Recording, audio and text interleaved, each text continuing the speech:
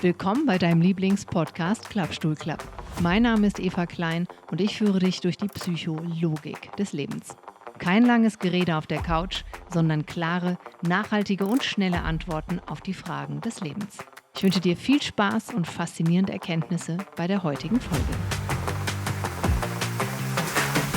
Hello and a very warm welcome to the second English episode here at your Klappstuhl Club. I'm talking today about this beautiful topic from love to lasting. How do we build relationships that survive real life? That's what we'll be looking at today. And because we're having an amazing and special morning, 23rd of May, we will be talking about all those things in depth in Los Angeles at Pauhaus Gallery. Check the location out, and Pauline is the most amazing woman, and she's giving us her facility to have the most beautiful conversations with Q&A and a keynote and everything, and my 16-year-long knowledge about relationships. So check out the show notes for that, and welcome to this episode.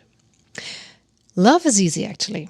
But partnership is the real skill. How do we maintain a relationship so well that it's beautiful and long-lasting and not just like, yeah, we're married since, right? So attractions, of course, they start a relationship. That's how everything is happening. And hopefully then the love formula is fulfilled. We will take a closer look at that at the event. But then it takes structure, to sustain the relationship. So let's say the love formula is fulfilled for both of you. So your partner actually is an amazing match for you, for your life, what you've planned with your life. And then, okay, what do we do then to maintain that beauty? Modern couples face constant pressure in everyday life, with families not living close to them, keeping, the sex drive alive, making everything work. Then you have kids, you have a dog, you have a house, an apartment to take care of. It's a lot. So love alone will not get you through all of that. So what is it? One take I have on this topic is that the death of polarization in modern relationships is killing so many couples. And it's so unnecessary when the love formula is fulfilled, because it's the fact that two exhausted people try to manage life, giving their all, giving their best, and all of a sudden it feels like competition. Who does more in the household? Who takes care of the kids more and better? And who's earning more and contributing more to the shared life? So that's actually a recipe to fall together, right? And to stumble first of all, and then look at everything and like, okay, this is it. I just can't anymore. So losing attraction through emotional overload is a real thing. And we need to check, what is your polarity doing? Where are your energies in the male and the female field? And what can you do to maintain your energy long term and support your partner in their energy field so that you together are an amazing yin and yang, and you support each other and you complement each other.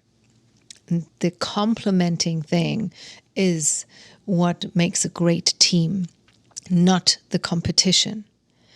So the nervous system inside a relationship needs a special kind of communication, because stress changes communication. It brings you back to old patterns, and you just, call the old way of behavior. You were trained at school, you were trained to behave and talk in a certain way in your family home back when you were a child. So, but most likely this is not what you want to continue having in your today's relationship, right? So dysregulated couples trigger each other so hard, and they are constantly in survival mode, and the nervous system is, with adrenaline and noradrenaline and it's full of stress. So, and you get mad at the other person for doing that to you. And this is, the biggest issue, because when regret starts to build, we're deep down in the rabbit hole of, okay, how do we get out of that downward spiral? Because then conflict becomes protection and it's not about connection anymore. And one secret I'm already telling you is we check that you remain an amazing team. So it's you against a problem. It's never the problem dividing you. Saying that safety that results from feeling amazing in a relationship is the result of plenty little things both of you do. So intimacy is the result of you two feeling safe in that relationship. But what are those steps? What are the things you can do to serve each other, feeling safe, respect each other, and go to bed happily because you lived an integer life, right? Because a life lived without integrity means you're overgiving and building up resentment, which is like an invisible contract then, right? So giving to receive is emotional negotiation. Overgiving drains your attraction.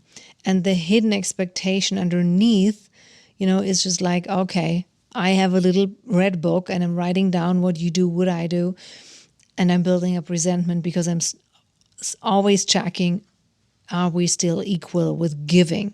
So if this is not mutual anymore and coming from your heart and with a deep desire to serve your partner, we need to check why you stopped giving from that loving place and changed and started, checking your partner out more than just loving them. The neuroscience of lasting love is, repetition again creates relationship patterns. And depending on what you experience as a child, as a teenager, and in your past relationships, maybe even your prior marriage, that's all influencing how you are showing up today with your actual partner. So emotional reactions become automatic wiring. And the more you do this behavior and the more you create an atmosphere of competition, me against you, that reinforces stress. And that's not good because you want to have safety, not stress. So consciousness is what we need here to reshape the relationship you're having right now. Because it sounds so simple. Oh yeah, power couples, strong couples, they repair quickly, they communicate directly, they protect attraction intentionally, and they stay a team and remain a team under pressure. Okay, that sounds all so nice, right?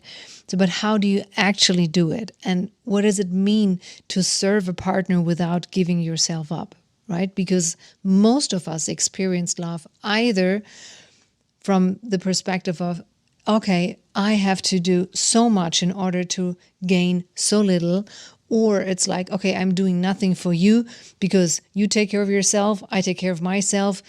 Together, let's see where we have a common ground.